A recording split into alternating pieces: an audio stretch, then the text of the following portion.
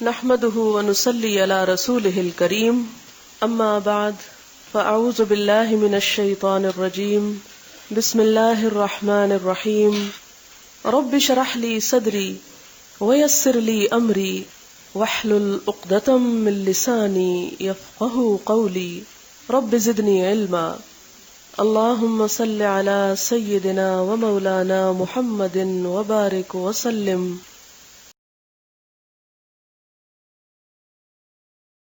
باب ما کان نبی صلی اللہ علیہ وسلم یتخولہم کہ نبی صلی اللہ علیہ وسلم کبھی کبھار کیا کرتے تھے ان کو یعنی صحابہ کرام کو بالموعظۃ نصیحت والعلم اور علم کہ لا ینفروا کہ بھاگ نہ جائیں.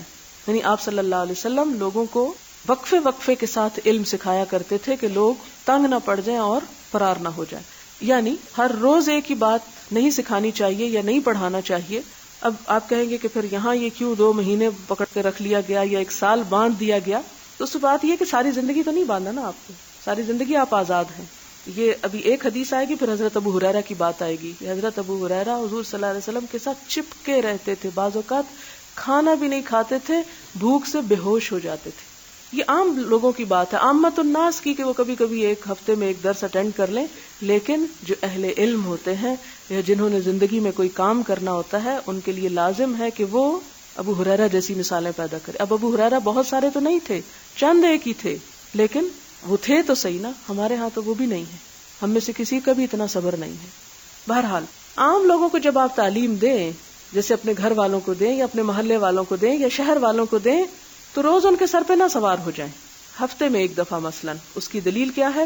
حدثنا محمد بن یوسف قال اخبرنا سفیان عن الاعمش عن ابی وائل عن ابن مسعود قال قال النبی صلی اللہ علیہ وسلم یتخولنا کہ وقت اور موقع کی رعایت سے کرتے تھے ہم کو، کبھی کبھار کرتے تھے ہم کو، بالموعظۃ نصیحت، فی الایام دنوں میں، کراہت ناپسند کرتے ہوئے، السعامۃ اکتاہٹ کو، علینا ہم پر، یعنی اس ڈر سے کہ ہم لوگ اکتا نہ جائیں آپ ہمیں کبھی کبھار واز کیا کرتے تھے. حدثنا محمد بن بشار قال حدثنا يحيى بن سعيد قال حدثنا شعبة قال حدثني ابو التياح عن انس عن النبي صلی اللہ علیہ وسلم قال یسروا، واز کرتے ہوئے کیا کرو؟ آسانی پیدا کیا کرو، لوگوں کو آسان رستے دکھایا کرو، حرام تو نہیں لیکن آسان. ولا تعسروا، مشقت میں نہ ڈالو، مشکل نہ کرو، انہیں مصیبت میں مبتلا نہ کرو، ان پہ بوجھ نہ ڈالو. وبشروا، اور خوشخبریاں سنایا کرو. ولا تنفروا، اور انہیں بھگاؤ مت، نفرت نہ دلاؤ. نفرہ کا 2 معنی ہوتے ہیں، چلنا بھی اور نفرت بھی. کہ جب تم تبلیغ کرنے لگو، تعلیم دینے لگو لوگوں کو، تو کیا طریقہ اختیار کرو؟ یسروا، آسانی پیدا کرو. ظاہر علم کا راستہ تو مشقت کا راستہ ہے، لیکن بات سمجھاتے ہوئے آسان الفاظ استعمال کرو، لوگوں کی عقل اور لیول پہ بات کرو. ہمارے ہاں مشکل یہ ہو گئی کہ علم صرف علماء کے درمیان رہ گیا، جیسے بنی اسرائیل میں ہوتا تھا نا کہ وہ چند لوگ ٹھیکیدار ہوتے تھے علم کے. آخرکار ہم بھی وہیں آ پہنچے کہ ہمارے ہاں بھی علم صرف چند جگہوں کے اندر رہ گیا ایکسرسائز کرنے کو، لوگوں تک نہیں پہنچا، لوگ ٹوٹلی بلینک ہیں اس سے. اور دوسری طرف جہاں ہے وہ صرف اپنی ہی کلامی اور ادھر ادھر کی اصولی بحثوں میں مبتلا ہیں، ایک دوسرے کے اوپر چڑھائی کرنے کے لیے یا فتوے لگانے کے لیے، ایک دوسرے کو نیچا دکھانے کے لیے. یا ایسی زبان استعمال کی جاتی ہے عموماً خطبوں وغیرہ میں کہ جو ایک عام لیول کا انسان ہے اس کی سمجھ میں نہیں آتا کہ کہا کیا جا رہا ہے. لہٰذا یسروا، آسانی پیدا کرو، یعنی تھوڑا تھوڑا دو، اور ساتھ کیا کرو؟ آسان زبان استعمال کرو. ولا تعسروا، ایسا نہ ہو کہ وہ علم سے بوجھل ہو جائیں. اور خوشخبری کی بات کرو، ابتدا کہاں سے نہ کرو، یعنی ڈرانے سے مت کرو. عموماً لوگ کیا کرتے ہیں کہ ڈرنا ہر ایک کی کمزوری ہے نا، تو لوگوں کی کمزوری سے فائدہ اٹھاتے ہیں، جہنم کی اور عذاب کی اور وعید کی باتوں سے ابتدا کرتے ہیں. ہم اپنے بچوں کو بھی نماز کے لیے کیا کہتے ہیں؟ پڑھو نہیں تو جہنم میں جاؤ گے، آگ میں جلو گے، فلاں ہوگا فلاں ہوگا. یہ نہیں ہونا چاہیے.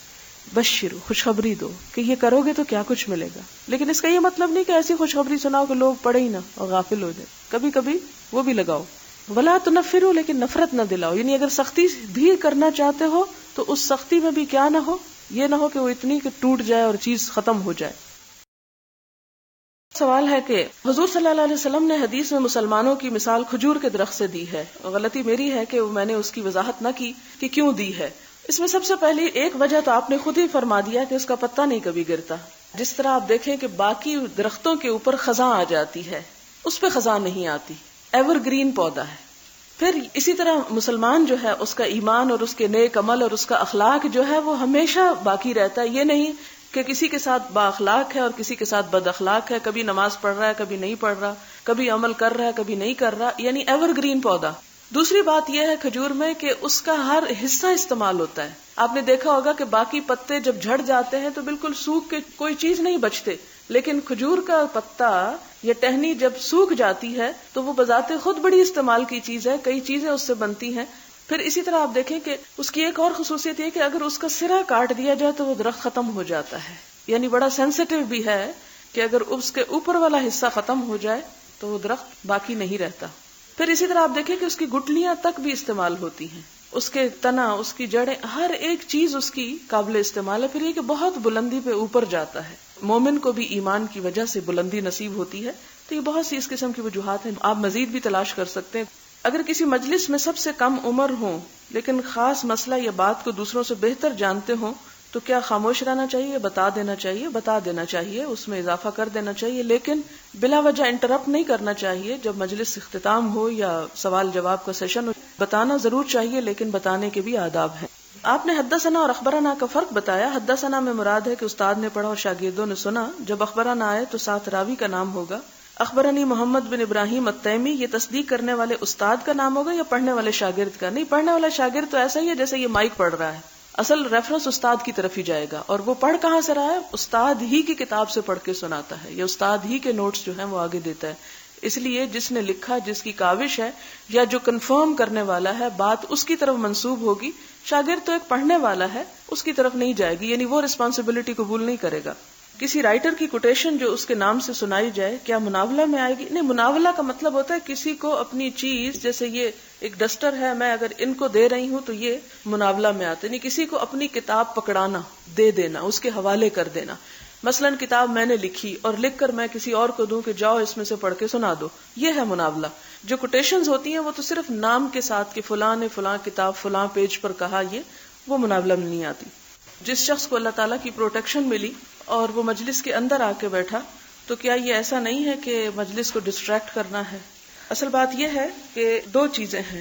ایک یہ ہے کہ ابھی مجلس شروع نہیں ہوئی، لوگ آ رہے ہیں، تو ایک شخص آتا ہے اور دروازے میں ہی بیٹھ جاتا ہے. وہ کیا کرتا ہے؟ دوسروں کو تنگ کرتا ہے.